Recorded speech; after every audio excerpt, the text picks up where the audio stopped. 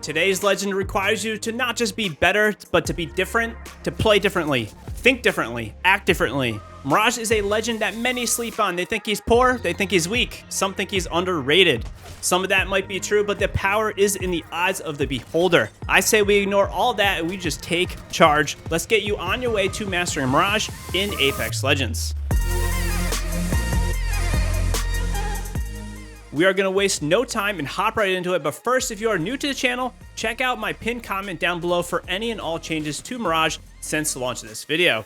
Legends rarely go through major changes from season to season, and this comment is where we will keep you informed on any and all changes to Mirage.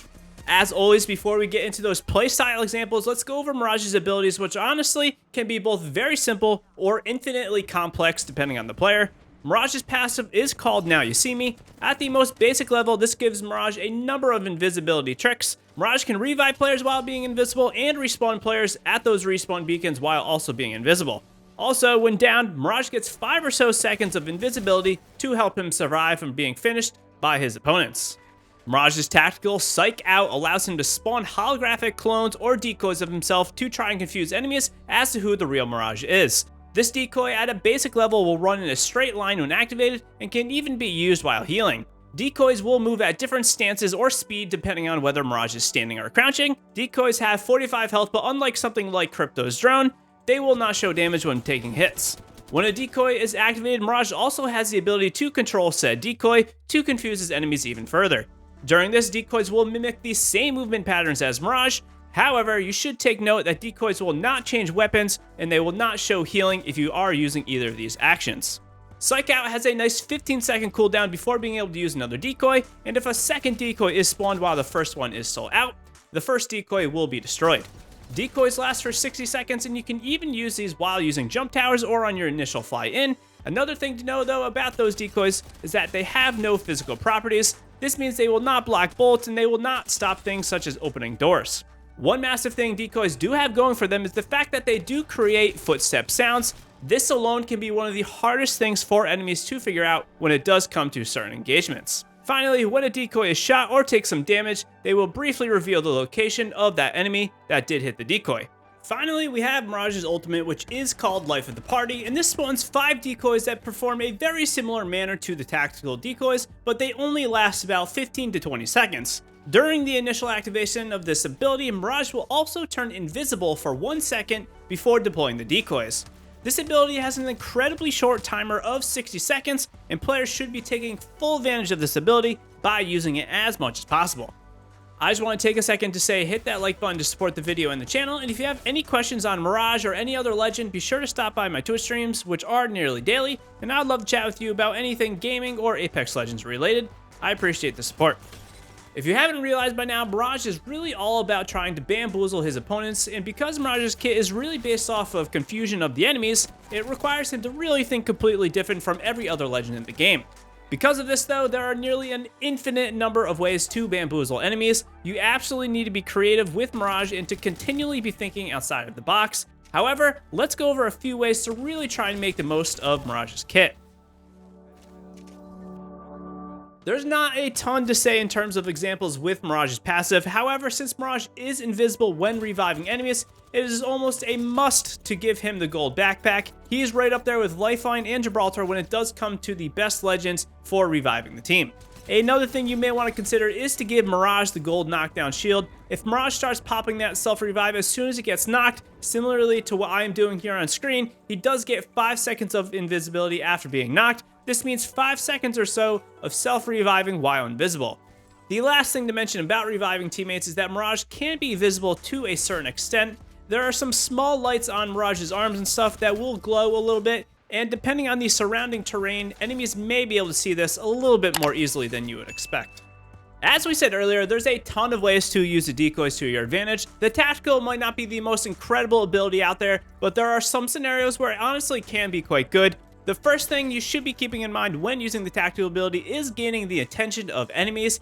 Even if it is for a brief second, this could be huge in your engagements. If an enemy shoots the decoy, you gain knowledge to their location, which can be great on its own. However, the second benefit is that the enemy is going to be shooting that decoy, meaning they are going to have their attention away from you onto that decoy, so you can't get some shots in them, which this honestly just can't be understated. And thirdly, if an enemy actually does commit to shooting a few shots into that decoy, this brings them closer to not being able to finish you in a single magazine of their gun, which instantly gives you a huge advantage in a straight up fight. This combo of these three things can honestly add up to something that is quite meaningful and very underrated in terms of Mirage's kit. A specific engagement that I do want to highlight here is a very early fight in Energy Depot on Olympus. Right off spawn, I'm getting into a 1-on-3 situation. Both of my teammates go down pretty much without doing too much to the enemies. I am dabbling on the edge of being dead here, and I am absolutely slaying them out with Mozambique. This Bloodhound right here, though, would have had me if I did not pop this decoy out to the left. Then I hopped up on the box and finished them off when their attention was on the decoy. You can notice during this, I'm at about 40 or so health. If they were not looking at that decoy, I do not think I would have got out of this alive. The second incredible thing that the decoy can really be used for is those false impressions of footsteps. Higher tier players will almost always be able to visually spot the real Mirage between him and the decoys. However, one thing that is much harder to distinguish is that false footstep sounds. If you do know where the enemy is and you are able to send that decoy off before they even see you, this can make a dramatic difference in getting their attention elsewhere while you make a flank play. I can't confirm one way or the other, but it does appear that Mirage's footsteps are way more consistent and maybe even a little bit louder than regular footsteps, which does seem to get the attention of enemies a little bit more. At Mirage's core level, I would say these are the two most important parts with the decoys, but from here, let's mention a few simple tactics that can really make a difference in your engagements. The first to mention is simply to put a decoy out on one side of an object and then pop out on the other side. Control that decoy while you are looking out and then strafe back and forth. Enemies will usually have some sort of snap reaction and they will shoot the first thing they see, shooting your decoy. So if you do come out on the other side of an object, you should have a brief moment where you can fire a couple rounds down range without the enemy looking and locking right onto you.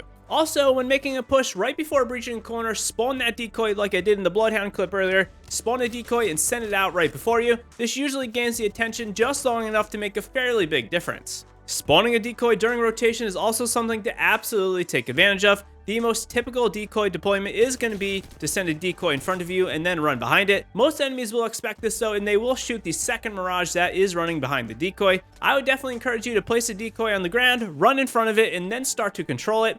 This will now make the decoy follow you, and it usually helps confuse enemies. Another technique is to simply walk or run side by side with your decoy, making it, again, harder for enemies to figure out who the real player is. This next tactic is a little bit more risky, but this is something that I like to call self-decoying. This is merely by running in a straight line with no crazy movement, emerging from behind cover. This doesn't work too often, but it is a tactic you may want to try. Some more or less experienced players won't clear that decoy, and what I mean by this is they are not clearing the decoys, they're not putting a single shot into the decoy, and if they don't do this, this will allow you to escape if you are acting like the decoy, or it could even help you in breaching a gap by getting up closer to enemies. And finally, a reminder that when a decoy does take damage, it will show the enemy's location. This works for them getting shot, but it also works if you send it into something like a Watson fence, caustic gas, or even if they get hit by ultimates like Gibraltar or Bangalore's. Mirage's tactical, again, is really all about creativity, so be sure you are thinking outside the box and actively thinking about how you can approach your engagements. Finally, let's get into Mirage's ultimate, Life of the Party. This, in my opinion, is really where the power of Mirage is. This ability at its most fundamental level is a great tool for both getting into and out of fights. A great way to make the most of these two techniques is to really activate the ultimate while you are behind cover. It can work when an enemy has a line of sight on you, but if you are concealed and then they come around the corner, they will have pretty much no idea which Mirage is real. The next engagement here, I am down bad in World's Edge. I'm trying to escape this team of 3 that is camping on top of the construction building. I pop my ultimate and run into the building, and this Valkyrie has no idea which decoy is me. She is a little clueless here. She should have known that it was me when I jumped up on top of the box. I don't know if it was too dark and she didn't see me, but this would have been a clear giveaway as to who the real Mirage was. Regardless though, all these clones still had her a little bit overwhelmed and she could not figure out which one was me. If you are in a really hot area and need a little bit more randomness in your ultimate, a great thing I like to do is to pop that ultimate ability and then simply run in a circle. Follow your decoys. This makes it nearly impossible to tell which Mirage is real if you are not turning and looking away from the decoy in front of you. Something you can do if you do get discovered, or if an enemy is lucky and they get some shots on you, is to run back into the center of where you popped that ultimate. This will more or less reshuffle the decoys and make it quite difficult for enemies to figure out which one is you if they do not have a stream of bullets on you. It is worth taking a second now to mention that when you are using the ultimate, the most clear dead giveaway as to who the real Mirage is when you do turn and look at the enemy before you are about to fire onto them. This is the moment where a decent player will learn where you are. It is up to you to make this as hard as possible by making your attack pattern look as natural or as random as possible in relation to those decoys. Try to stay with the decoys and don't spread out too much to the point where they can clearly tell you are beelining it across the map trying to get away from them. And on the opposite side of things, you do not want to be so clustered up with the decoys that it is easy to spray you and all the other decoys with their shots. It takes some practice and you may not get it at first, but keep at it and you will learn how to make the most of your ultimate. One thing to be mindful of though is, again, if you are escaping with that ultimate ability and you are trying to get away, be careful popping healing items as those decoys will again not mimic the action of you healing. This is okay though, because of course you are going to have the heal up, but it is something to at least be aware of. Always be using Mirage's ultimate ability. Again, I cannot stress this enough. You literally get it every minute for a reason. It's one of the few ultimates in the game that can be spammed a dozen or more times in a single game. All in all, Mirage's ultimate and tactical can be pretty clutch when they do work effectively. Mirage is a very super interesting and super unique legend and can be one of the most rewarding characters to play, as, in my opinion, he feels quite good to make plays with.